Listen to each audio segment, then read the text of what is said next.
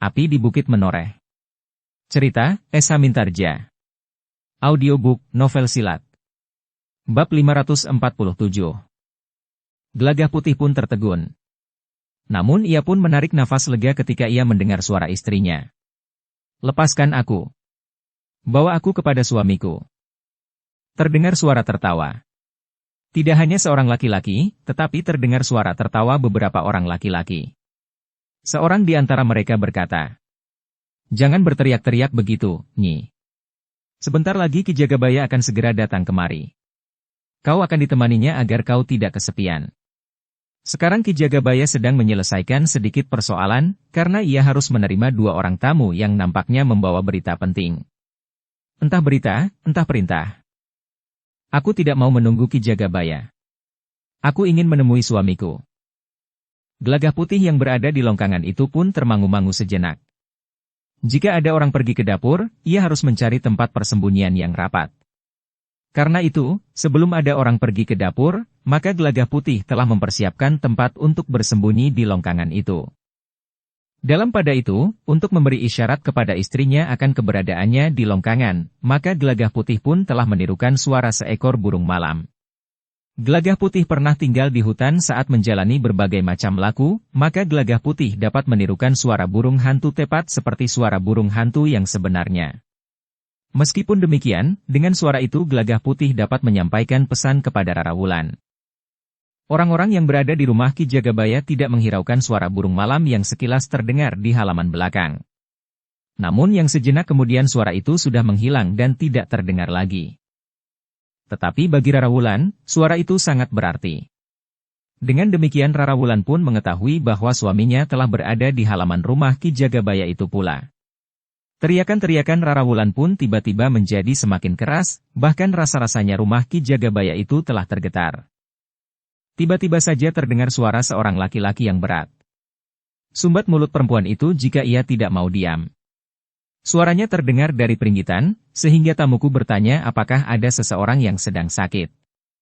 Aku berkata bahwa ibuku sedang sakit tulang, sehingga setiap malam yang dingin ia selalu berteriak-teriak. Karena itu, sebelum tamu-tamuku mendengar apa yang diteriakkan, jika ia tidak mau diam, biarlah mulutnya disumbat kain yang kotor. Ketika orang itu pergi, maka seorang lain berkata, "Sumbat mulutnya dengan lampin daun jati yang kotor itu jika ia berteriak lagi. Ambil daun yang kotor itu di dapur." Namun Rara Wulan tidak berteriak lagi. Ia merasa bahwa ia sudah berhasil berhubungan dengan suaminya yang berada di luar. Hanya pada saat yang penting sajalah ia akan berteriak lagi. Karena itu maka Rara Wulan justru terdiam, agar mulutnya tidak disumbat dengan daun yang kotor. Yang kemudian terdengar adalah suara seorang laki-laki. "Seharusnya kau berterima kasih, bahwa kau akan menjadi istri Ki Jagabaya. Jika kau berhasil memikat hatinya, maka apa saja yang kau inginkan akan dapat dipenuhinya." "Apakah kau berkata sebenarnya?" Tiba-tiba saja Rara Wulan itu bertanya. "Ya." "Kau yakin?" "Aku yakin." "Baik. Jika demikian aku akan mempunyai permintaan kepada Ki Jagabaya. Sesuatu yang suamiku tidak akan dapat memberinya." "Apa?" "Nanti akan aku katakan kepada Ki Jagabaya. Sekarang katakan kepadaku." "Biarlah aku nanti mengatakannya kepada Ki Jagabaya." "Sungguh?" "Aku berjanji." "Tidak hanya berjanji. Kau harus bersumpah bahwa kau akan mengatakannya kepada Ki Jagabaya, sedangkan Ki Jagabaya tentu akan memenuhinya." "Ya. Aku bersumpah bahwa aku akan mengatakannya kepada Ki Jagabaya. Tetapi apakah Ki Jagabaya dapat memenuhinya atau tidak, aku tidak tahu. Tetapi setidak-tidaknya kau dapat menekankannya." "Baik. Aku akan menekankannya agar Ki Jagabaya memenuhinya." "Terima kasih. Kau belum mengatakannya. Dengarlah baik-baik. Aku akan minta kepada Ki Jagabaya lidahmu." "Apa?" "Lidahmu. Kau sudah bersumpah untuk mengatakannya kepada Ki Jagabaya. Dan kau pun bersumpah untuk ikut menekan agar Ki Jagabaya memenuhinya."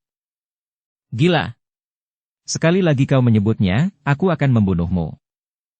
"Kau tidak akan berani membunuhku. Ki Jagabaya tentu akan sangat marah kepadamu." Jika kau membunuhku, maka bukan hanya lidahmu yang akan dipotong, tetapi kepalamu. Ingat itu. Iblis betina, geram laki-laki itu. Jangan marah-marah seperti itu. Aku punya mulut, yang dapat aku pakai untuk melaporkan tingkah lakumu kepada Ki Jagabaya. Aku dapat mengatakan bahwa kau telah mengumpatiku dengan kasar. Bahkan aku dapat mengatakan yang lebih buruk lagi tentang kau dan siapa saja yang berani berbuat semena-mena kepadaku sekarang ini. Iblis betina. Aku tampar mulutmu hingga semua gigimu tanggal. Lakukan kalau kau berani mencobanya. Laki-laki itu menggeram. Giginya pun terdengar gemeretak. Tetapi ia tidak dapat berbuat apa-apa. Sementara itu Ki Jagabaya pun telah datang kembali sambil berkata, "Ada apa? Ada apa?" Perempuan itu, Ki Jagabaya. Kenapa dengan perempuan itu? Rara Wulan tidak berteriak-teriak lagi. Bahkan ia pun bertanya, "Apakah tamunya sudah pergi Ki Jagabaya?" Ki Jagabaya memang terkejut mendengar pertanyaan itu. Di luar sadarnya ia pun menjawab, sudah, Nyi. Tamunya sudah pergi." Untunglah tamu itu segera pergi, sehingga Ki Jagabaya dapat segera datang kemari. Kenapa? Laki-laki itu, Ki Jagabaya. Laki-laki itu kenapa? Ia selalu menggangguku. Bahkan membujukku untuk ikut pergi bersamanya. Ia bersedia menolongku melarikan diri dari rumah ini, asal aku bersedia ikut laki-laki itu ke rumah pamannya. Laki-laki itu akan bersembunyi di sana bersamaku. Bohong, teriak laki-laki itu dengan serta-merta. Nah, sekarang kaulah yang berteriak-teriak, bukan aku. Sebaiknya mulutmulah yang disumbat. Tetapi kau berbohong. Bahkan kau telah memfitnah. Tidak, aku tidak memfitnah. Jika Ki Jagabaya tidak percaya, silahkan bertanya kepada yang lain. Rara Wulan berhenti sejenak, lalu katanya kepada yang lain. Ayo, katakan apa yang sebenarnya kalian dengar. Jangan berbohong. Siapa yang berbohong tentu akan dihukum oleh Ki Jagabaya. Cepat katakan bahwa laki-laki itu telah membujukku untuk membawa aku pergi. Kalian tidak berani mencegahnya karena kalian tidak berani bertarung melawan laki-laki itu. Tetapi seharusnya kalian tidak usah takut mengatakannya sekarang di hadapan Ki Jagabaya, karena Ki Jagabaya tentu akan bersikap adil. Jadi laki-laki ini telah membujuknya. Tidak, Ki Jagabaya, tidak. Aku tidak akan berani melakukannya. Tetapi Rara Wulan pun berkata, ternyata kau adalah pengecut. Kau tidak berani mempertanggungjawabkan perbuatanmu sendiri. Kau justru akan ingkar dan menuduhku memfitnahmu. Lalu katanya kepada Ki Jagabaya. Ki Jagabaya, silakan bertanya kepada orang-orang ini. Mereka akan mengatakan yang sebenarnya. Mereka tidak akan berani membohongi Ki Jagabaya, karena Ki Jagabaya tentu akan dapat menghukumnya. Ki Jagabaya itu pun kemudian memandang orang-orang yang berada di ruangan itu seorang demi seorang. Dengan geram Ki Jagabaya pun bertanya kepada seorang di antara mereka. Apakah perempuan ini berkata sebenarnya? Jawab apa adanya, sahut Rara Wulan. Jika kau berbohong, maka lidahmu akan dipotong oleh Ki Jagabaya. Laki-laki itu memang menjadi ketakutan. Karena itu maka ia pun mengangguk sambil berkata, ya, Ki Jagabaya. Nah, Ki Jagabaya telah mendengar kesaksian itu. Tidak. Tidak, laki-laki yang dituduh telah membujuk Rara Wulan itu berteriak-teriak. Kenapa kau ikut memfitnahku? Kenapa? Jadi benar apa yang dikatakan oleh perempuan itu, bertanya Ki Jagabaya kepada orang yang lain. Orang itu pun menjadi ketakutan pula. Karena itu maka ia pun mengangguk pula sambil menjawab. Ya, Ki Jagabaya. Tiba-tiba saja Ki Jagabaya itu pun menarik kerisnya sambil menggeram. Pengkhianat! Kau akan mati karena pokalmu itu. Kau tahu bahwa aku memerlukan perempuan itu. Tetapi kenapa kau telah berani membujuknya dan berniat membawanya lari? Wajah Ki Jagabaya telah menjadi merah membara, sementara orang itu menjatuhkan diri dan berlutut di hadapan Ki Jagabaya. Aku bersumpah, Ki Jagabaya. Aku bersumpah. Rara Wulan tiba-tiba menjadi iba melihat laki-laki yang menjadi sangat ketakutan itu. Rara Wulan memang menjadi sakit hati karena laki-laki itu telah membentak-bentaknya. Tetapi ketika ia melihat laki-laki itu duduk bersimpuh di hadapan Ki Jagabaya sambil membungkuk-bungkuk mencium lantai minta diampuni, maka jantungnya pun telah tergetar pula. Tiba-tiba saja Rarawulan itu pun tertawa. Ia mencoba menirukan suara tertawa perempuan-perempuan yang garang, sehingga suara tertawanya itu bagaikan mengguncang tulang-tulang rumah Ki Jagabaya. Ki Jagabaya dan beberapa orang laki-laki yang ada di ruang itu terkejut. Bahkan Gelagah Putih pun terkejut mendengar suara tertawa Rarawulan yang mendirikan bulu-bulu tengkuknya. Namun Gelagah Putih itu pun akhirnya tersenyum sendiri. Rarawulan juga pernah terkejut mendengar Gelagah Putih tertawa menirukan orang-orang yang berhati kelam tertawa. Namun dengan demikian Gelagah Putih harus mengikuti perkembangan keadaan dengan seksama. Agaknya Rarawulan telah mulai membuka persoalan yang akan dapat melibatkannya dalam pertempuran melawan orang-orang yang berada di rumah itu. Namun pertempuran menurut perhitungan Gelagah Putih tidak akan menyudutkan penghuni Kademangan itu. Ki Jagabaya dan orang-orang yang ditanam oleh perguruan Kedung Jati itu tidak akan mendendam kepada orang-orang Kademangan serta para bebahu, karena yang memusuhi mereka adalah dua orang pengembara yang sekedar lewat. Sikap Rarawulan itu justru membuat Ki Jagabaya ragu-ragu. Jika semula ia benar-benar berniat membunuh laki-laki yang bersimpuh di hadapannya itu, namun sikap Rarawulan itu justru telah mencegahnya. "Heh, kau kenapa?" bertanya Ki Jagabaya. "Apakah kau telah kesurupan?" "Ya, kau benar, Ki Jagabaya. Aku telah kesurupan. Tetapi yang membuat aku tertawa adalah sikap laki-laki cengeng itu. Ketika kau akan membunuhnya, maka ia mulai merengek mengiba-iba. Sebenarnya lah aku menjadi kasihan kepadanya. Ia menjadi sangat ketakutan melihat kau marah. Apalagi melihat kau menarik kerismu dari warangkanya. Karena itu, maka biarlah aku tidak akan menyudutkannya lebih jauh lagi. Biarlah aku mengaku bahwa aku telah memfitnahnya." Laki-laki cengeng yang sangat ketakutan itu tidak berbuat apa-apa. "Karena itu, jangan kau bunuh orang itu. Jika nanti ia mencoba melawanku, mungkin aku akan membunuhnya. Tetapi jalan kematiannya akan berbeda. Ia akan mati dengan wajah geram seorang laki-laki, bukan wajah ketakutan dan menangis dari seorang perempuan cengeng. Kau memang iblis betina." "Aku bukan iblis. Tetapi mungkin aku kesurupan iblis betina. Karena itu jangan mencoba menahan aku lebih lama lagi.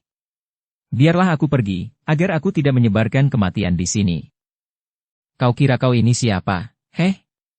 Kau gertak agar kami menjadi ketakutan dan melepaskan kau pergi. Tidak. Aku tidak akan membiarkan kau pergi. Aku akan menunjukkan kepadamu kuasaku di padukuhan ini. Kau tidak akan dapat berbuat apa-apa lagi. Suamimu telah mati dibunuh, dan mayatnya sudah dilemparkan ke sungai. Mayat itu akan hanyut sampai ke kedung yang dihuni oleh sekelompok buaya. Meskipun buaya-buaya di kedung itu terhitung kecil, tetapi buaya-buaya itu adalah buaya yang liar dan buas. Yang akan menyeret mayat suamimu ke dasar kedung itu." Rarawulan termangu-mangu sejenak. Namun kemudian ia pun bertanya, "Apakah kau berkata sebenarnya, Ki Jagabaya?" "Ya, aku berkata sebenarnya. Orang-orangku telah membunuhnya, sehingga ia tidak akan dapat menolongmu." Tetapi sikap Rarawulan sangat mengejutkan Ki Jagabaya. Tiba-tiba saja Rarawulan itu tertawa berkepanjangan. Bahkan meringkik seperti seekor kuda. Gelagah Putih sempat bergumam di dalam hatinya.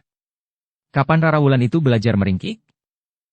Ki Jagabaya yang terkejut itu pun bertanya dengan ragu-ragu. "Kenapa kau justru tertawa?" "Terima kasih, Ki Jagabaya." "Kau justru berterima kasih? Sudah lama aku ingin meninggalkannya. Tetapi laki-laki itu tidak mau melepaskan aku. Bahkan ia mengancam akan membunuhku. Tetapi ketika kami pisahkan dari suamimu, kau berteriak-teriak seperti orang gila. Aku hanya berpura-pura, Ki Jagabaya.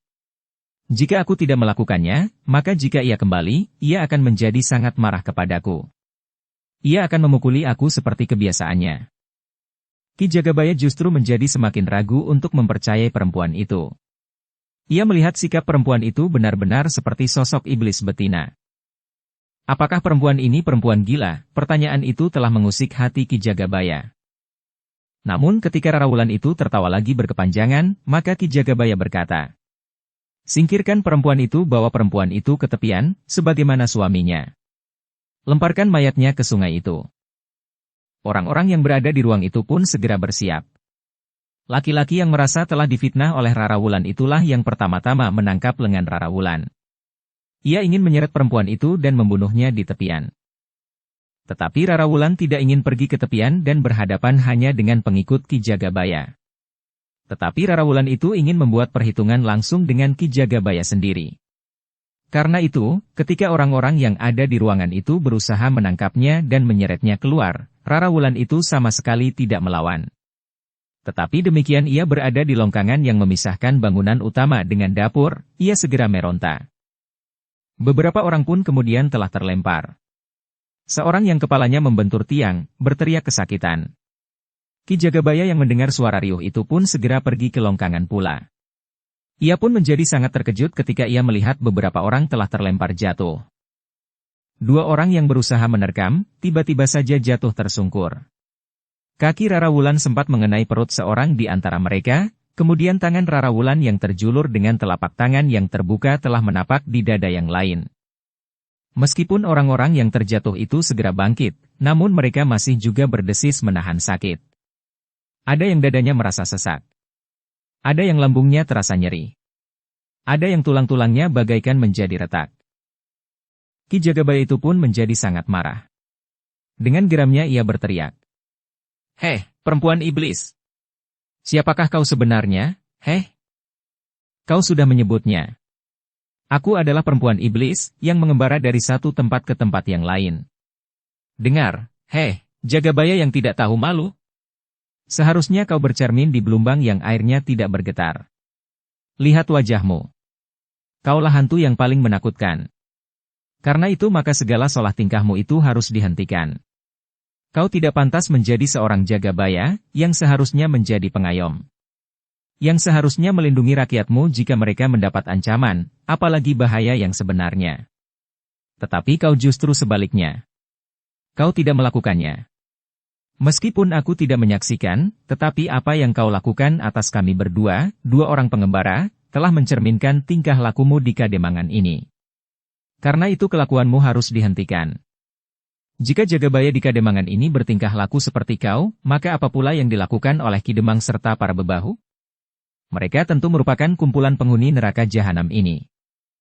Persetan, perempuan gila. Aku akan menghabisimu sebagaimana laki-laki yang bersamamu itu kami habisi. Akulah yang akan menghabisimu. Kemudian aku akan menghabisi pula Ki Demang dan para bebahu di kesempatan lain, jika aku sempat. Ki Jagabaya tidak sabar lagi. Kemarahannya telah membakar otaknya, sehingga ia pun kemudian berteriak. Cepat, selesaikan perempuan itu. Buang mayatnya ke sungai seperti laki-laki yang mengaku suaminya itu. Namun tiba-tiba saja Gelagah Putih yang bersembunyi di longkangan itu pun bangkit berdiri dari belakang sebuah tumbuh yang besar, sambil berkata. Aku di sini, Ki Jagabaya. Buaya-buaya di kedung itu adalah sahabat-sahabatku, sehingga mereka tidak menggangguku. Semua orang berpaling kepada Gelagah Putih, yang melangkah maju ke tengah-tengah longkangan itu sambil berkata. Marilah kita selesaikan persoalan antara kita. Ki Jagabaya ternyata telah menggunakan kuasanya untuk menindas orang-orang yang dianggapnya lemah dan tidak berdaya, seperti kami berdua. Tentu bukan hanya soal perempuan, tetapi tentu juga soal yang lain. Wajah Ki Jagabaya menjadi semakin tegang. Laki-laki yang seharusnya dibunuh dan dilemparkan ke sungai itu ternyata masih tetap hidup, dan bahkan kini berada di hadapannya. Dengan geram Ki Jagabaya itu pun berkata, ternyata kau mempunyai nyawa rangkap, Kisanak. Kau mampu melepaskan diri dari tangan orang-orangku. Bahkan mungkin kau mampu membunuh mereka, karena sampai saat ini belum seorang pun di antara mereka yang datang kepadaku, memberikan laporan bahwa mereka tidak berhasil membunuhmu. Aku bukan pembunuh, Ki Jagabaya. Aku tidak membunuh mereka, karena mereka tidak pantas untuk dibunuh. Yang pantas untuk mati adalah kau, Ki Jagabaya. Kau tentu merupakan sumber malapetaka di Kademangan ini. Aku tidak tahu apakah Demang di Kademangan ini juga sejahat atau bahkan lebih jahat dari kau sendiri. Tetapi apa yang kau lakukan ini adalah bencana bagi Kademanganmu. Sudah aku katakan bahwa penindasan yang kau lakukan, serta perampasan terhadap hak orang-orang yang lemah akan berlangsung terus, sebelum kau berhasil disingkirkan. Bukan hanya perempuan, tetapi juga harta benda dan hasil bumi rakyatmu tentu sudah kau peras sampai kering. Diam! Diam kau, anak setan! Kau sekarang berada di daerah kuasaku. Katakan, kau mau apa? Dan katakan, siapakah kau dan perempuan iblis ini? Sudah aku katakan, kami adalah pengembara yang lewat. Kami kemalaman dan mohon izin untuk menginap di banjarmu. Tetapi ternyata kau adalah seorang yang buas, yang sampai hati merampas hak dan milik orang-orang yang kau anggap lemah. Kau bukannya menjadi pelindung bagi sesamamu, tetapi kau justru menjadi benalu yang sangat memalukan. Cukup! Cukup! Marilah, aku tantang kau bertarung. Kau yang sesumbar bagaikan gelegar guruh di langit. Apakah kemampuanmu sepadan dengan suaramu? Bagus. Aku terima tantanganmu, Ki Jagabaya. Menilik sikapnya, perempuan ini juga seorang yang mempunyai kemampuan. Jika benar, marilah, aku tantang kalian berdua. Aku adalah Jagabaya yang bertugas untuk menjaga ketenangan hidup di Kademangan ini. Kenapa kau masih dapat berkata seperti itu? Ki Jagabaya, apakah kau tidak malu mendengar kata-katamu sendiri? Kata-kata yang sama sekali tidak sesuai dan bahkan bertentangan dengan sikap dan tingkah lakumu sendiri. Diam! Aku akan mengoyakkan mulutmu. Ki Jagabaya, apakah sudah terbiasa bahwa para pemimpin di Kademangan ini berbuat sebagaimana kau lakukan itu? Tidak ada satunya kata dan perbuatan. Bahkan bertentangan sama sekali. Justru kau lakukan dengan terbuka, tanpa tedeng aling-aling. Ki Jagabaya itu menggeram. Dengan suara yang tergetar oleh kemarahan yang menghentak-hentak dadanya, ia pun berkata, "Jangan banyak berbicara lagi. Bersiaplah kalian berdua.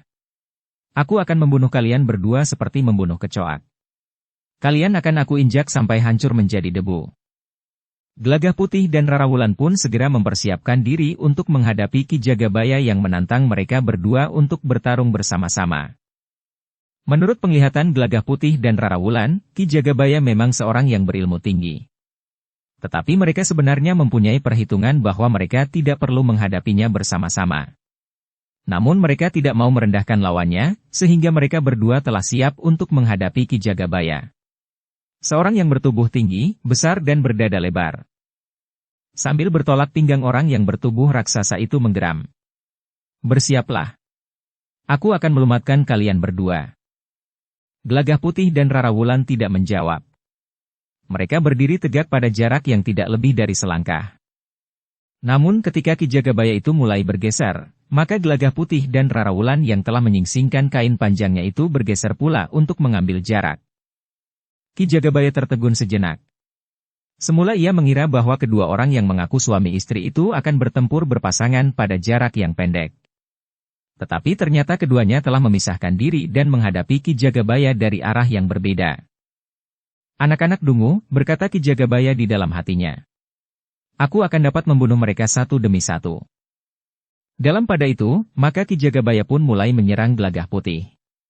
Menurut perhitungan Ki Jagabaya, maka Gelagah Putih tentu akan lebih berbahaya dan Rarawulan. Namun serangan Ki Jagabaya itu sama sekali tidak menyentuh Gelagah Putih. Dengan tangkasnya Gelagah Putih pun meloncat menghindarinya. Tetapi Ki Jagabaya tidak memberi Gelagah Putih kesempatan. Dengan cepat Ki Jagabaya itu melenting menyerang dengan kakinya yang terjulur ke arah dada. Tetapi serangan itu pun tidak mengenai sasarannya. Karena itu maka Ki Jagabaya segera meningkatkan ilmunya. Ia tidak boleh menunggu terlalu lama. Karena itu, serangannya yang telah dilambari dengan ilmunya yang semakin tinggi itu, menurut perhitungan Ki Jagabaya, akan mampu mengenai tubuh lawannya dan mendorongnya beberapa langkah surut, atau bahkan jatuh terlentang di tanah. Tetapi perhitungan Ki Jagabaya keliru. Serangannya itu pun tidak dapat menyentuh tubuh lawannya. Ki Jagabaya itu mengumpat kasar. Ia mencoba mengalihkan perhatiannya kepada Rarawulan, yang nampaknya hanya berdiri termangu-mangu saja. Dengan kecepatan yang sangat tinggi, Ki Jagabaya pun meloncat menyerang dengan tangan yang terjulur mengarah ke dada. Tetapi dengan tangkasnya Rarawulan melenting, sehingga serangan itu tidak menyentuhnya sama sekali. Kemarahan Ki Jagabaya menjadi semakin menyala. Ia pun segera meningkatkan ilmunya semakin tinggi. Diburunya Rarawulan dengan kecepatan yang semakin tinggi. Tetapi serangan-serangan Ki Jagabaya itu pun tidak berhasil sama sekali. Serangan-serangannya tidak menyentuh tubuh Rara Wulan maupun Gelagah Putih. Sementara itu Gelagah Putih dan Rara Wulan dengan sengaja memancingnya untuk bertempur semakin cepat. Bahkan sentuhan-sentuhan kecil telah mulai mengenai tubuh Ki Jagabaya.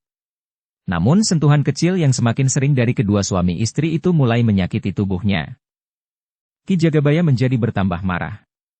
Tetapi ia tidak dapat menghindari kenyataan. Kedua orang itu ternyata telah mempermainkannya.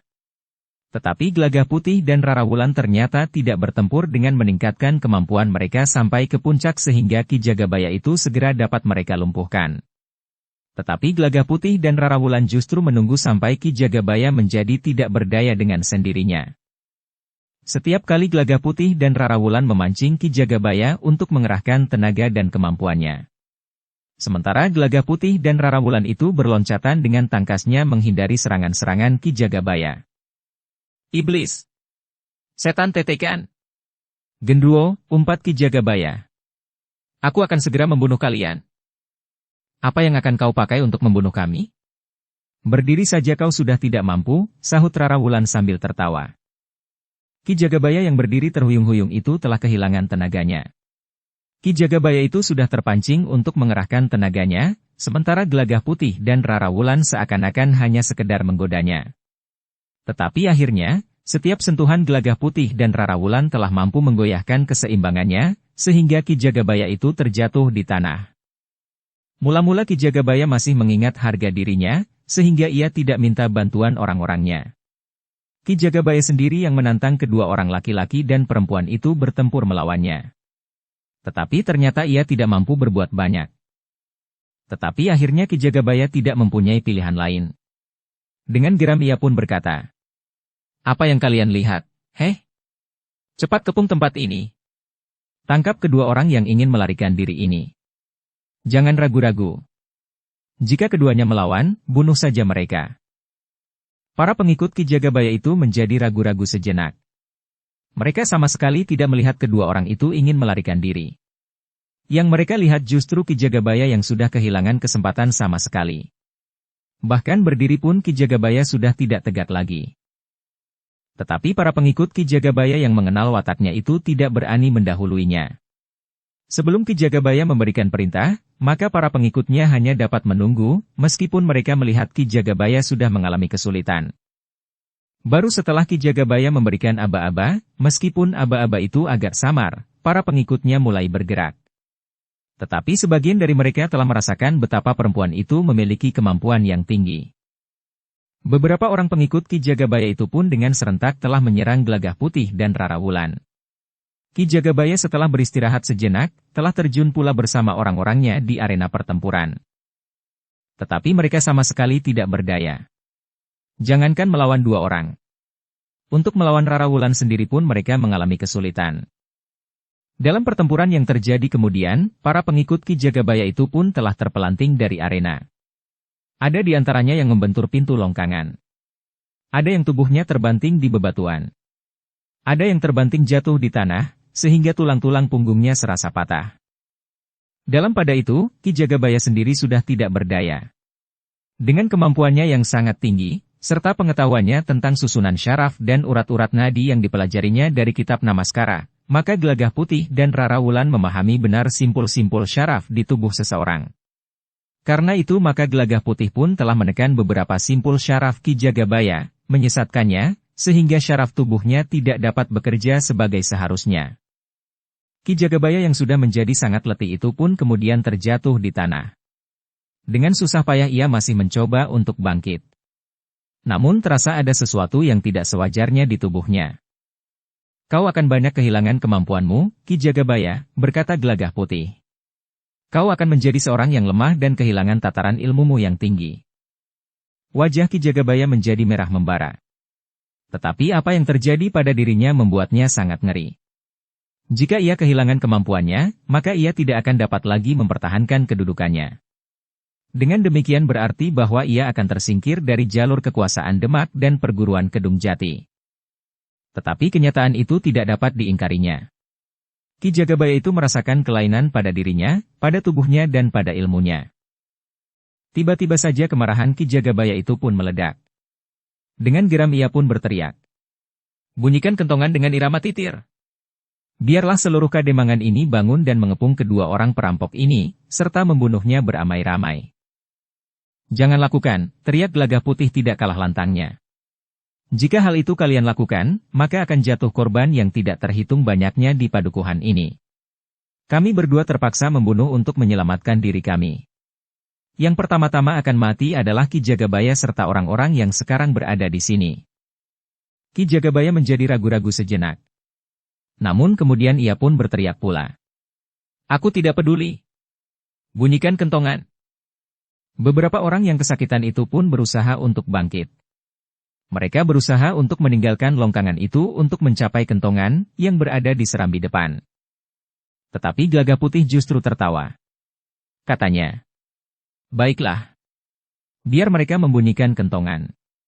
Tetapi orang-orang kademangan ini tidak akan dapat menangkap aku. Kau akan dicincang oleh rakyatku. Mimpilah. Tetapi kau bukan lagi Ki Jagabaya yang tadi. Kau adalah seorang laki-laki yang lemah yang tidak mampu berbuat apa-apa lagi.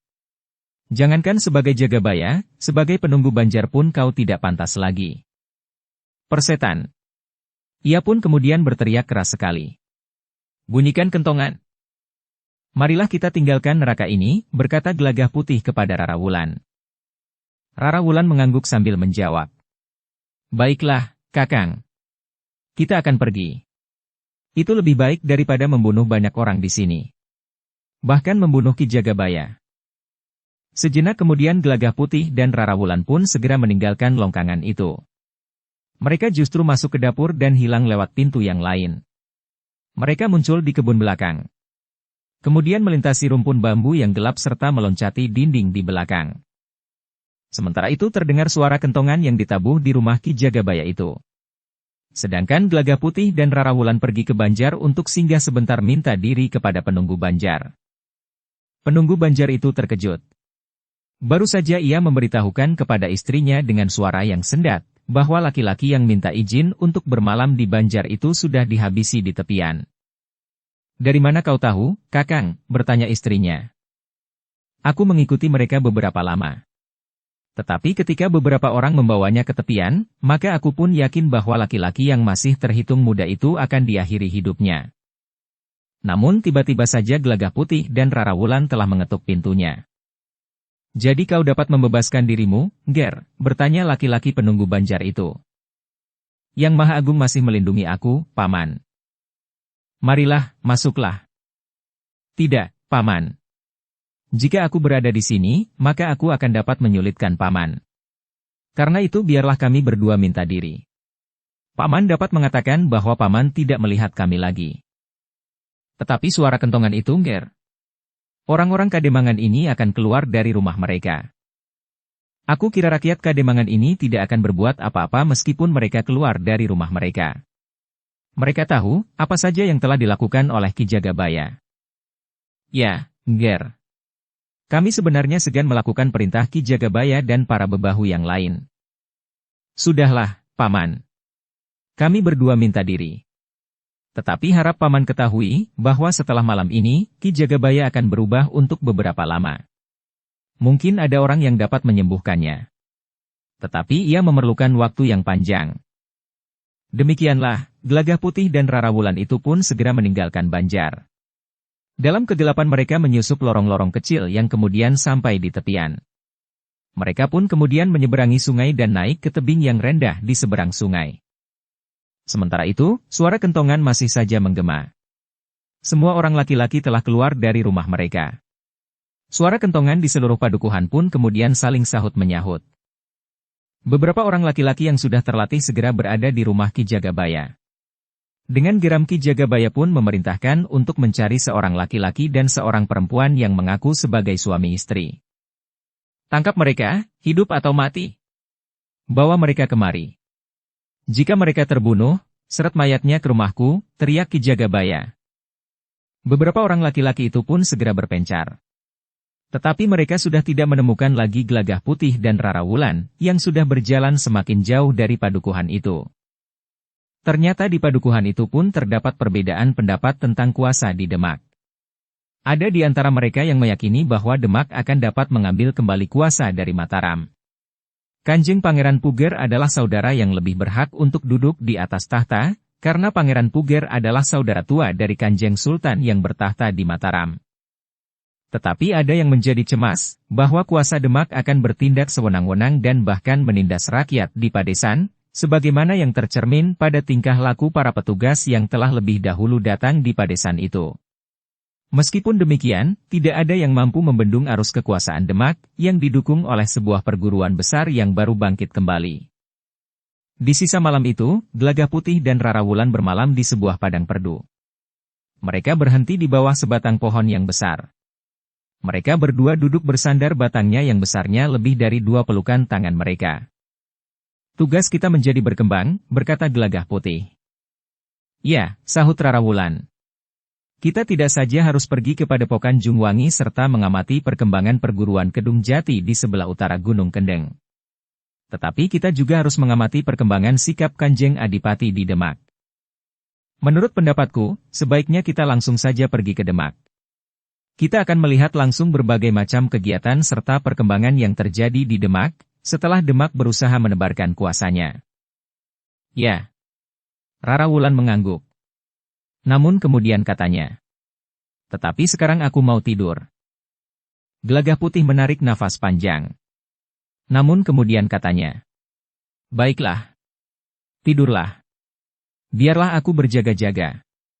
Nanti kalau aku sudah mengantuk sekali, aku akan membangunkanmu." Rara Wulan tidak menjawab. Ia hanya mengangguk saja, sementara matanya sudah terpejam.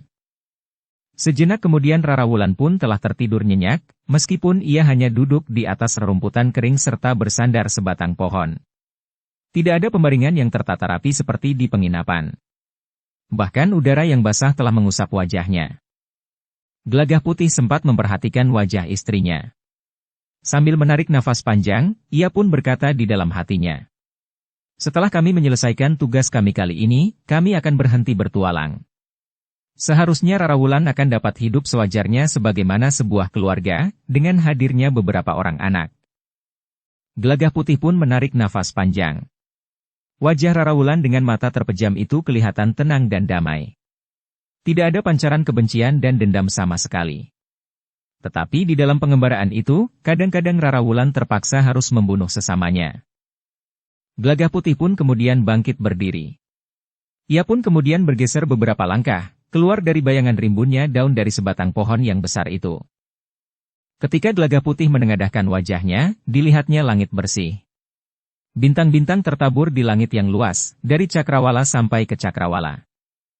Gelagah Putih pun kemudian berjalan mondar-mandir, dan bahkan sekali-sekali mengitari batang pohon yang besar itu. "Pohon nyamplung," desisnya setelah beberapa lama mengamati daun pohon raksasa itu. Gelagah Putih pun kemudian duduk di atas sebuah batu, beberapa langkah dari batang pohon nyamplung itu, sambil memperhatikan kabut yang mulai turun di atas padang perdu itu. Semakin lama menjadi semakin tebal, sehingga pandangan matanya menjadi semakin terbatas. Ketika kabut itu menjadi semakin tebal, maka Gelagah Putih pun telah bergeser kembali duduk bersandar pohon nyamplung itu, di samping istrinya yang masih tidur lelap. Nampaknya Rara Wulan merasa letih. Bukan tubuhnya saja, tetapi juga hatinya yang tersinggung oleh sikap Ki Jagabaya. Ketika kemudian Rara Wulan terbangun dengan sendirinya, ia memang merasa agak bingung oleh kabut yang tebal di sekitarnya. "Kakang," desisnya. "Apa yang terjadi?" Gelagah Putih yang duduk di sampingnya tersenyum. Katanya, "Kita berada di dalam kabut yang agak tebal. Tetapi menjelang matahari terbit, kabut ini tentu sudah terkuak." "Kabut?" "Ya." Rara Wulan yang telah menjadi sadar sepenuhnya setelah bangun tidur itu pun bangkit berdiri. Sambil mengangguk-angguk ia pun berdesis, "Ya. Kabut. Ada juga kabut di padang perdu seperti ini." "Tidak akan lama," sahut Gelagah Putih. Rara Wulan pun kemudian duduk kembali sambil berdesis. "Masih ada waktu bagi Kakang untuk beristirahat barang sekejap." "Tentu. Bukankah sejak tadi aku sudah beristirahat? Maksudku, Kakang dapat tidur sesilir bawang." "Baiklah," sahut Gelagah Putih. Tetapi ia sama sekali tidak mengantuk. Meskipun demikian Gelagah Putih itu pun kemudian duduk bersandar pohon nyamplung yang besar itu sambil memejamkan matanya. Namun beberapa saat kemudian, lamat-lamat telah terdengar kokok ayam hutan. Kokok ayam itu seakan-akan telah menguap kabut yang menyelimuti padang perdu yang tidak terlalu jauh dari hutan itu. Bahkan selain kokok ayam hutan, masih juga terdengar kicau burung-burung liar yang seakan-akan menyambut kedatangan pagi. Gelagah Putih bahkan telah membuka matanya dan bahkan bangkit berdiri, ketika ia mendengar di dahan pohon nyamplung itu telah hinggap 2 ekor burung yang dengan suara yang lantang berkicau bersahutan. "Burung apa itu, Kakang?" bertanya Rara Wulan yang juga tertarik oleh suara burung itu. Gelagah Putih masih belum melihat burung-burung itu. Namun kemudian Gelagah Putih pun melihat 2 ekor burung kutilang yang hinggap di dahan pohon nyamplung itu. Sambil menunjuk kedua ekor burung itu, Gelagah Putih pun berkata, "Lihat itu. 2 ekor burung kutilang." Suaranya ternyata lantang sekali. Tidak kalah dari suara burung-burung liar yang berada di hutan. Rara Wulan pun menengadahkan wajahnya. Kabut pun sudah mulai menipis, dan bahkan seperti tirai yang terangkat perlahan-lahan oleh cahaya fajar. Rara Wulan yang juga dapat melihat burung itu mengangguk-angguk. Sejenak kemudian langit pun menjadi terang. Gelagah Putih dan Rara Wulan pun telah turun ke sebuah sungai kecil untuk mencuci muka serta berbenah diri serba sedikit. Baru kemudian mereka pun naik lagi, justru di seberang sungai kecil itu. Ketika mereka berdiri di atas tanggul, mereka melihat bahwa tidak jauh dari tempat mereka berdiri terdapat jalan yang lebih besar dari jalan yang telah dilaluinya. Bahkan agaknya jalan itu termasuk jalan yang cukup ramai. Gelagah Putih dan Rara Wulan melihat 3 orang berkuda mengiringi sebuah pedati yang diduga berisi barang-barang dagangan yang akan dibawa ke pasar. "Agaknya ada pasar yang ramai di sekitar tempat ini," desis Rara Wulan. "Kau yakin bahwa yang ada di pedati itu barang-barang dagangan yang akan dibawa ke pasar?" bertanya Gelagah Putih. "Jika bukan barang-barang dagangan, lalu apa?" Gelagah Putih tidak menjawab. Namun nampaknya isi pedati itu cukup berat, sehingga 2 ekor lembu yang menariknya harus mengerahkan tenaganya. Beberapa saat keduanya mengamati pedati yang berjalan lamban. Sekali-sekali rodanya terguncang oleh lubang-lubang yang ada di jalan itu. Kalau pedati itu berisi barang dagangan yang akan dibawa ke pasar, dagangan apakah yang agaknya demikian beratnya itu? Apalagi pedati itu telah ditutup demikian rapatnya, sehingga orang tidak akan dapat melihat apa yang berada di dalamnya, desis Gelagah Putih kemudian. "Ya. Yang berkuda itu agaknya orang-orang yang bertugas mengawal pedati itu." Keduanya mengangguk-angguk.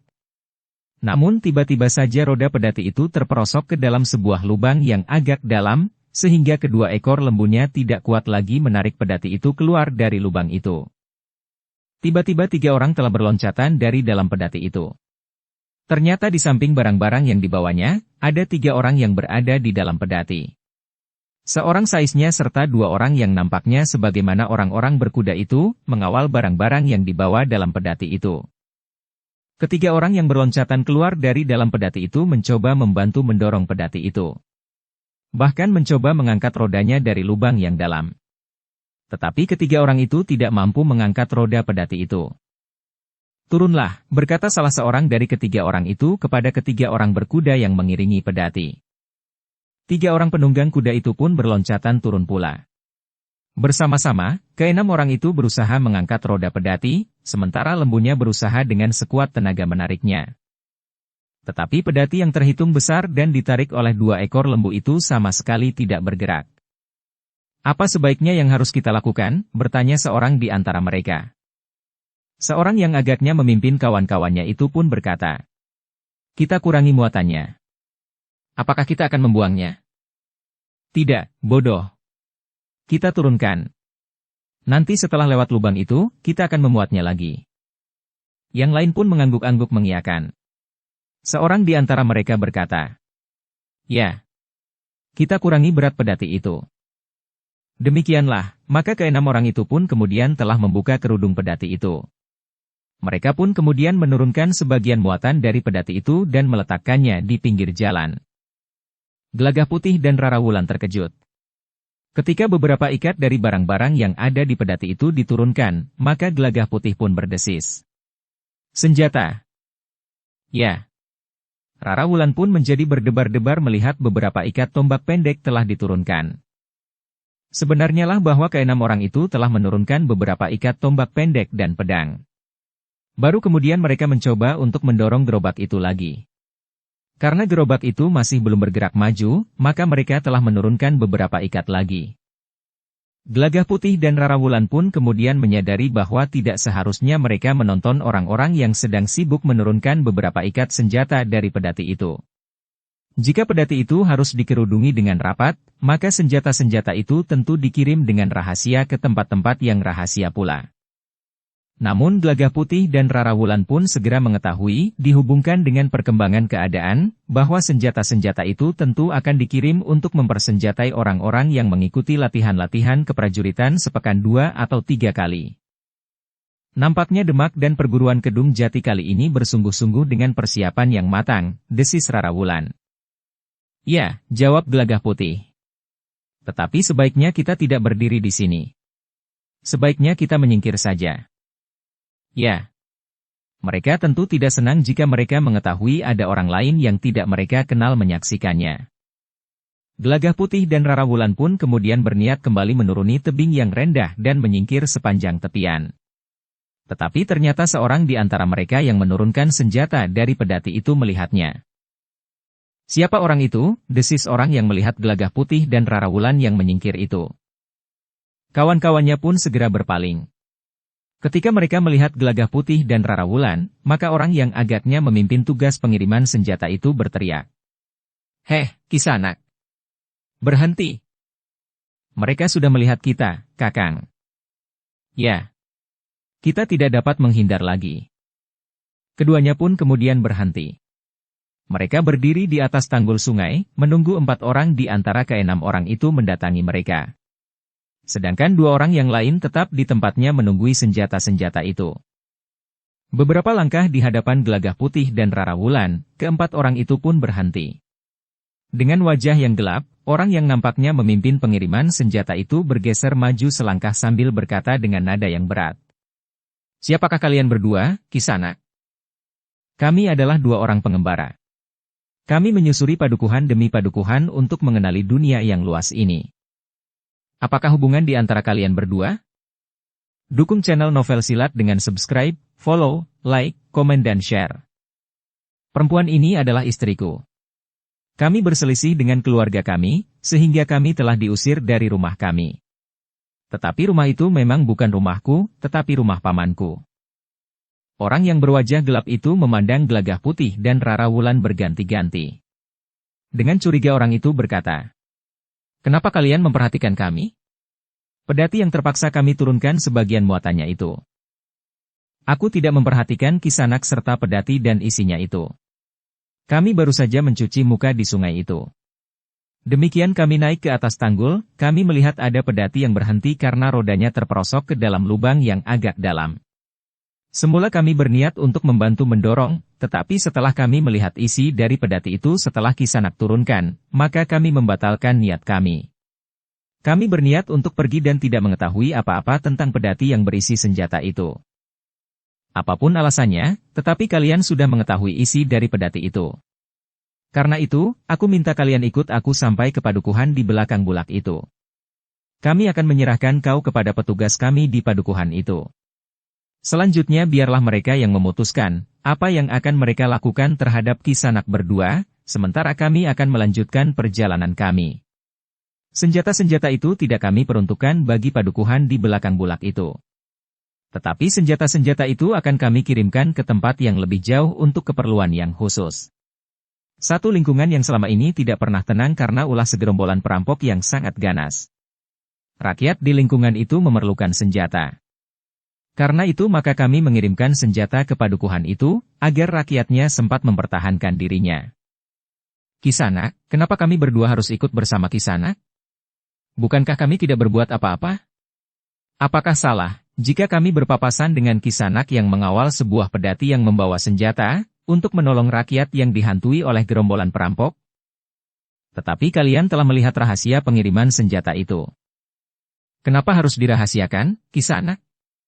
Biarlah para perampok itu mengetahui bahwa sasaran mereka telah dipersenjatai. Tidak. Yang terjadi justru sebaliknya. Para perampok itu akan menjadi semakin garang. Mereka pun akan menjadi semakin berhati-hati. Tetapi jika mereka tidak tahu bahwa sasaran mereka telah bersenjata lengkap, maka mereka akan dapat dijebak. Baiklah. Jika demikian, biarlah aku pergi jauh. Aku tidak akan lagi mendekati darah ini. Aku akan pergi ke Demak. Tidak. Kalian akan kami serahkan kepada bebahu di padukuhan itu. Berbicaralah dengan mereka. Apakah kalian boleh pergi atau tidak, merekalah yang akan memutuskan. Gelagah Putih dan Rarawulan termangu-mangu sejenak. Ada niat mereka untuk mengetahui keadaan padukuhan di seberang bulak itu. Tetapi mungkin sekali mereka akan berhadapan dengan kekuatan yang sangat besar. Mungkin ada beberapa orang berilmu tinggi di padukuhan itu, atau sekelompok prajurit dan murid-murid dari perguruan Kedung Jati yang jumlahnya cukup besar.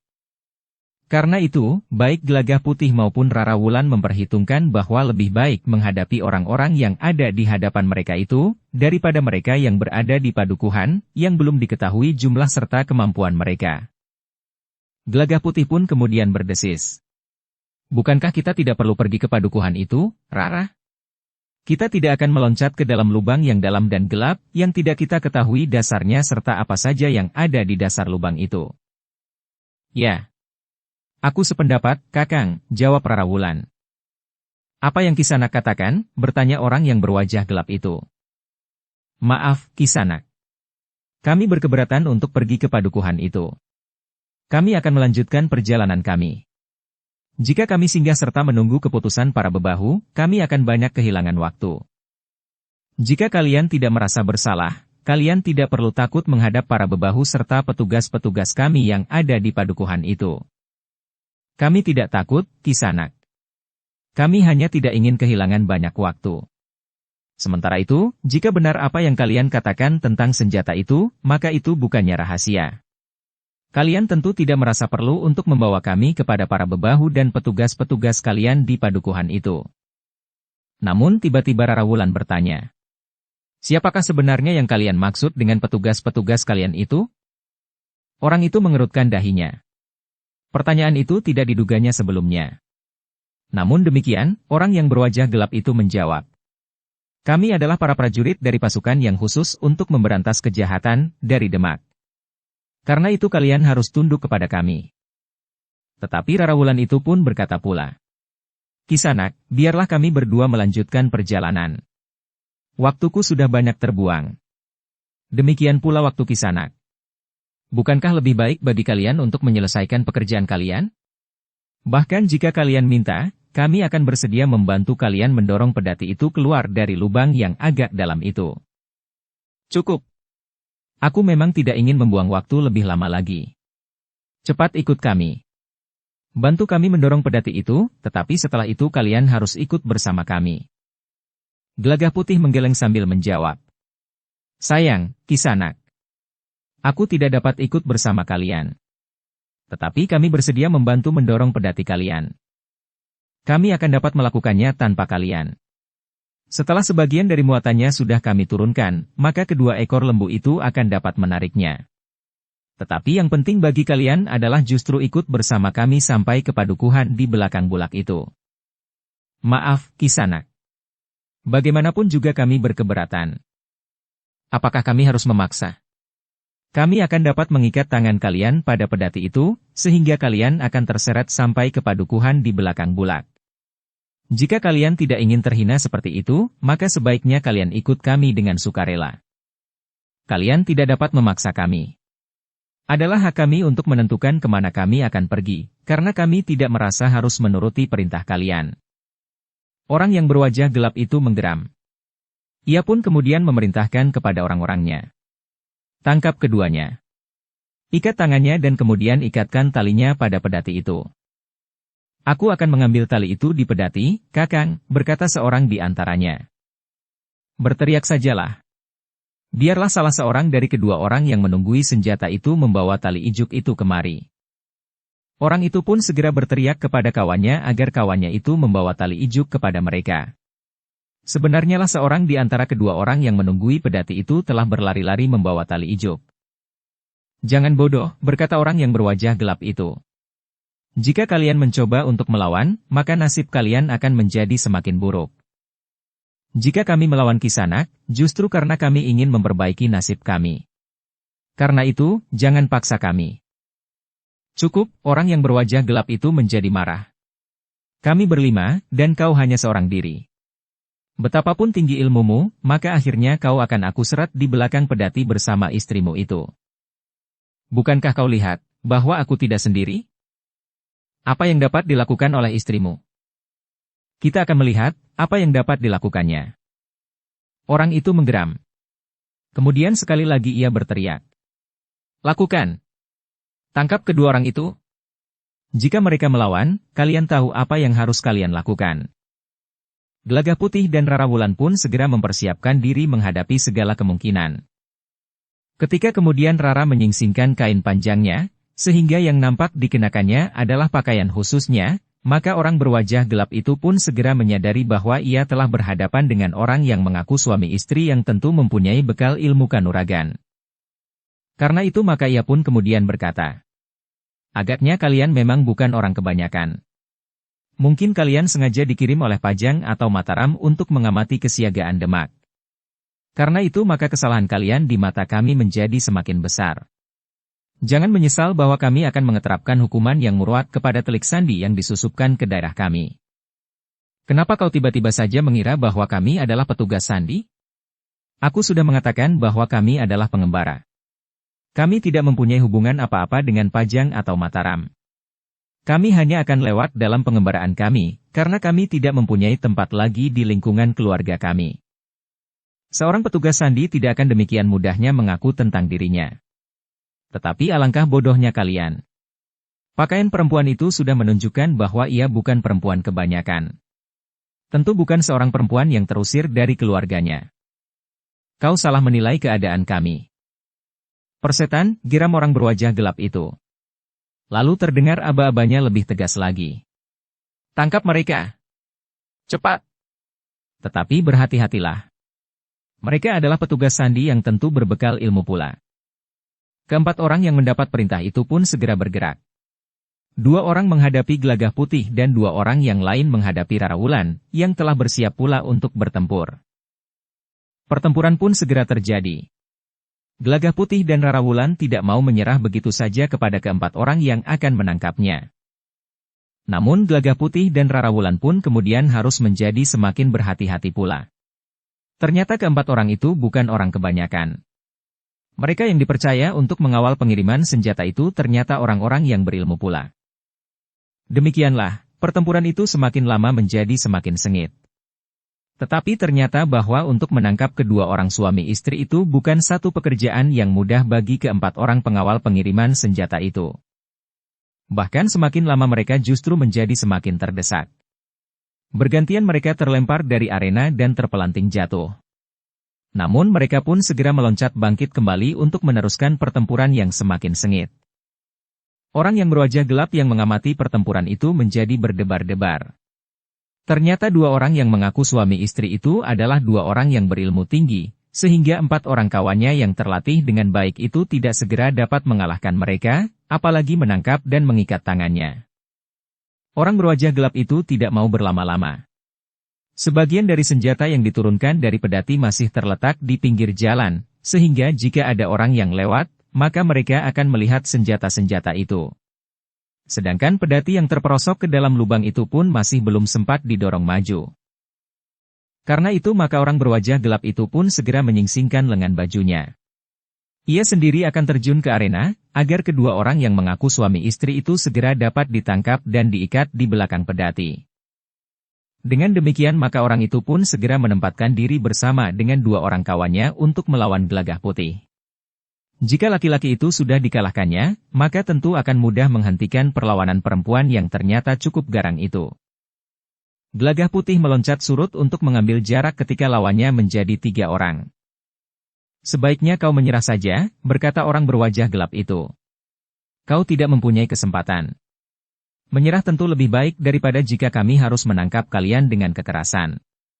Apalagi bagi perempuan yang kau aku sebagai istrimu.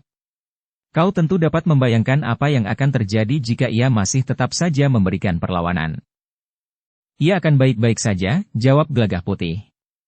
Istriku tidak akan mengalami kesulitan apa-apa untuk mengatasi kedua orang lawannya. Aku sudah memberimu peringatan. Manapun juga kami berkeberatan. Terima kasih, jawab Gelagah Putih. Namun justru serangan-serangannya telah datang lagi seperti arus banjir bandang. Orang berwajah gelap itu terkejut. Ketika sekali terjadi benturan, maka orang berwajah gelap itu telah tergetar beberapa langkah surut. Gila orang ini, geram orang berwajah gelap itu. Tenaganya melebihi tenaga seekor kuda.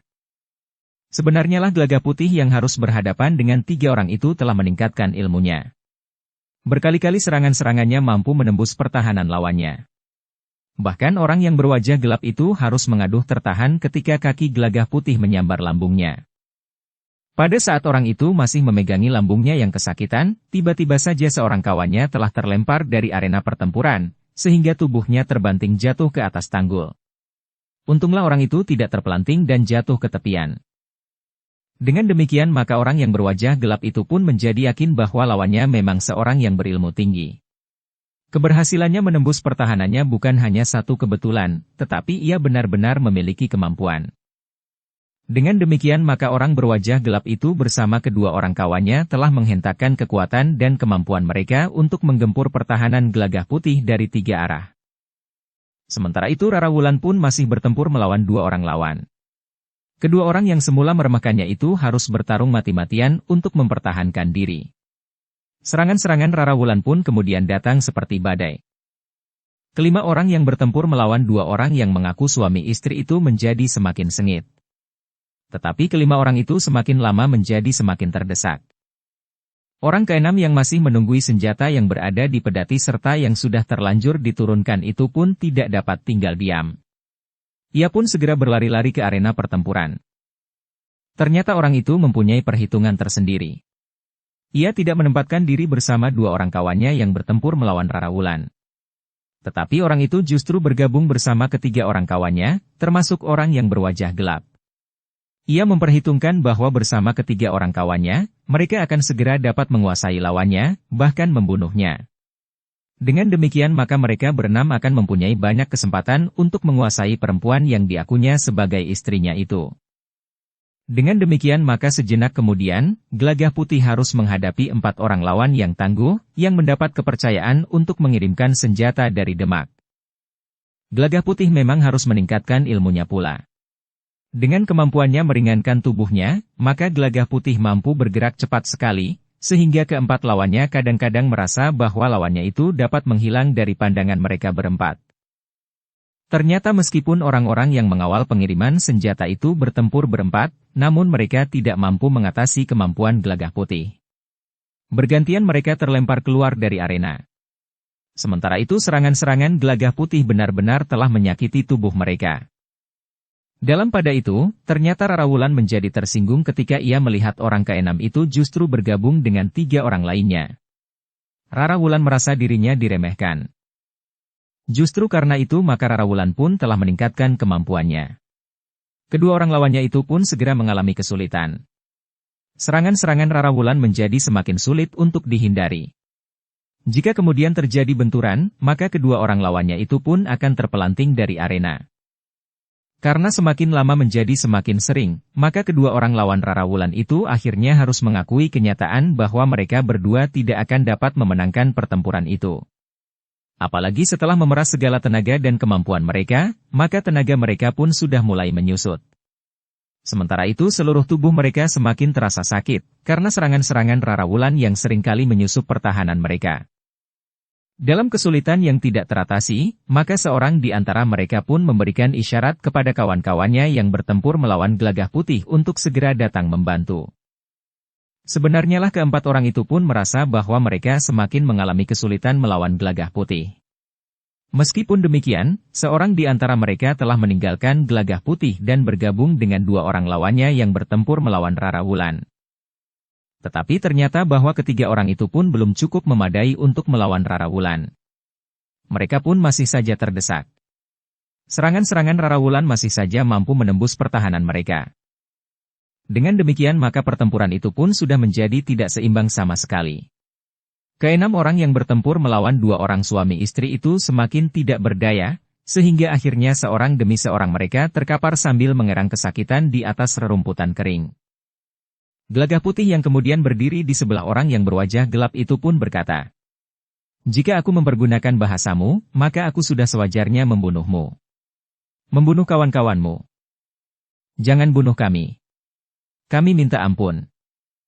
Kami mengembara dari satu tempat ke tempat lainnya tidak sebagai pembunuh. Karena itu maka aku memang tidak akan membunuhmu. Tetapi jawab pertanyaanku. Apa yang ingin kau ketahui? Kemana senjata-senjata itu akan kalian bawa? Kami mendapat perintah untuk membagikan senjata kepada rakyat di padukuhan-padukuhan yang terletak di sebelah utara Pegunungan Kendeng. Dari mana kau mendapatkan senjata itu? Dari Demak. Aku akan pergi ke Demak. Aku akan meyakinkan apakah benar senjata-senjata ini kau dapat dari Demak. Bagaimana kau akan meyakinkannya? Siapakah kau sebenarnya, sehingga kau menaruh perhatian terhadap senjata-senjata yang aku bawa? Gelagah Putih tersenyum. Katanya, yang penting bagiku sebenarnya bukan dari mana kau peroleh senjata itu. Tetapi yang sebenarnya penting untuk aku ketahui, apakah senjata-senjata itu sampai ke sasaran. Orang berwajah gelap itu terkejut. Tertatih-tatih ia bergeser sambil bertanya. Siapakah kalian sebenarnya? Kalian tidak perlu tahu. Tetapi sekarang, bangkitlah. Urus senjata-senjata itu. Jangan kalian biarkan bergolek di pinggir jalan. Baik, baik. Keenam orang yang kesakitan itu berusaha untuk bangkit. Yang terbaring di tanggul sambil menyeringai kesakitan telah bangkit berdiri. Yang lain pun, yang tulang-tulangnya serasa patah, juga bangkit berdiri. Mereka pun kemudian dengan susah payah melangkah ke pedati mereka yang masih berada di pinggir jalan. Dorong pedati kalian. Mari kami bantu, berkata Gelagah Putih. Gelagah Putih pun memberi isyarat kepada Rarawulan untuk membantu mendorong pedati itu. Seorang di antara mereka, meskipun masih sambil berdesah kesakitan, telah berdiri di hadapan pedati itu dengan cambuk di tangan. Sambil bergantung pada ujung pasangan lembu pedati itu, ia pun kemudian berteriak keras-keras. Dilecutnya kedua lembunya berganti-ganti, sementara yang lain berusaha untuk mendorong pedati itu. Seorang di antara kalian siap dengan batu ganjal roda pedati itu, berkata Gelagah Putih. Demikian pedati ini beringsut, ia harus menyusupkan ganjal itu lebih dalam lagi. Semakin lama semakin dalam di lubang itu, agar rodanya tidak bergerak mundur lagi. Demikianlah, sambil didorong sekuat tenaga yang tersisa, dan sepasang lembu yang dilecuti itu juga berusaha bergerak, maka pedati itu pun bergerak setapak demi setapak. Demikian rodanya bergerak sedikit, maka batu ganjal itu pun telah disusupkan semakin dalam. Demikianlah, akhirnya pedati yang bergerak setapak demi setapak itu dapat keluar dari lubang yang agak dalam itu. Demikian pedati itu bergerak maju, maka Gelagah Putih pun berkata, "Sekarang naikkan senjata-senjata itu ke dalam pedati. Pastikan bahwa senjata-senjata itu akan terbagi di padukuhan-padukuhan di sebelah utara Gunung Kendeng. Kiriman berikutnya akan segera sampai di sana pula." Keenam orang itu termangu-mangu. Mereka memang agak bingung menghadapi sikap Gelagah Putih. Dengan wajah yang membayangkan kegelisahan yang sangat, orang yang bertanggung jawab terhadap pengiriman senjata itu pun bertanya, "Siapakah Kisanak ini sebenarnya?" "Sudah aku katakan, kalian tidak perlu tahu.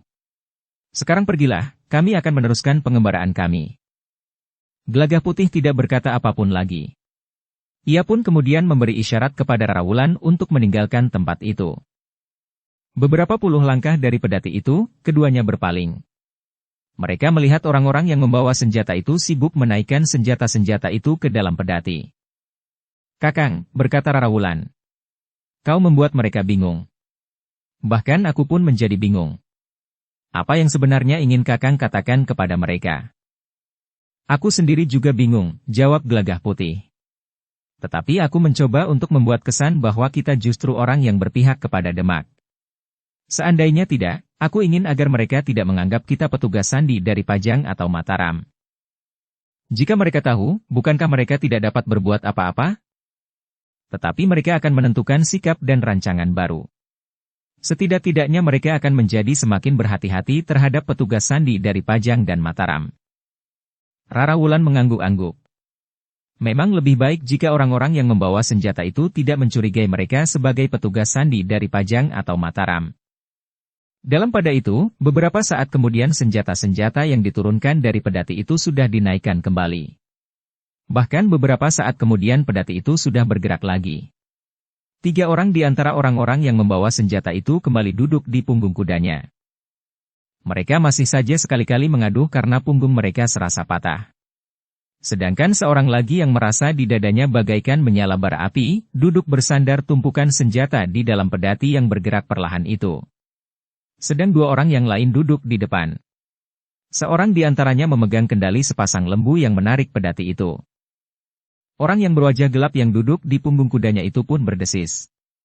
Agaknya kedua orang itu telah dikirim untuk mengamat-amati kita. Apakah kita menjalankan tugas kita itu dengan baik atau tidak? Mereka masih saja sekali-kali mengaduh karena punggung mereka serasa patah.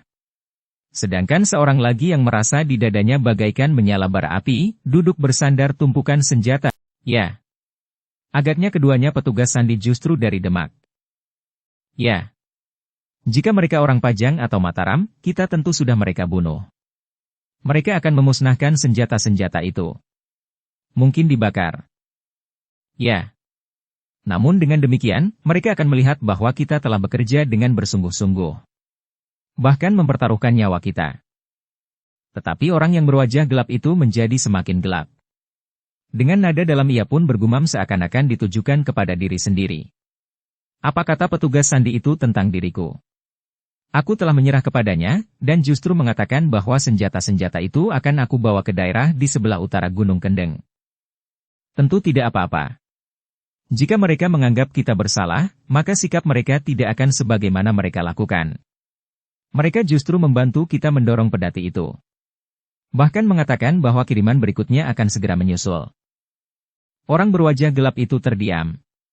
Sebenarnya ia memang agak khawatir atas penilaian orang yang diduganya justru petugas sandi dari Demak itu. Tetapi segala sesuatunya sudah terlanjur. Sementara itu iring-iringan itu masih berjalan terus menyusuri jalan ke daerah berbukit-bukit di sebelah utara Pegunungan Kendeng. Sementara itu Gelagah Putih dan Rara Wulan pun berjalan terus. Sepanjang jalan mereka menyempatkan diri untuk mengamati dan berbicara dengan para penghuni di daerah yang dilewatinya. Kadang-kadang Gelagah Putih dan Rara Wulan berhenti beberapa lama di kedai sambil berbincang dengan pemilik kedai itu. Jika Rara Wulan memberikan uang lebih dari yang seharusnya dibayar dari harga minuman dan makan mereka, maka pemilik kedai itu sempat berbincang berlama-lama, jika kedainya tidak sedang ramai dikunjungi orang. Dengan demikian maka Gelagah Putih dan Rara Wulan menjadi semakin yakin bahwa Demak telah mempersiapkan diri sebaik-baiknya untuk mengambil langkah-langkah yang dapat membahayakan keutuhan Mataram. Dengan demikian perjalanan Gelagah Putih dan Rara Wulan menjadi semakin lamban. Bahkan jarak yang ditempuhnya dalam sehari, tidak lebih dari 3 atau 4 kademangan saja. Semakin ke utara, maka Gelagah Putih dan Rara Wulan pun menjadi semakin berhati-hati. Kadang-kadang mereka berkesempatan untuk dapat berbicara agak terbuka.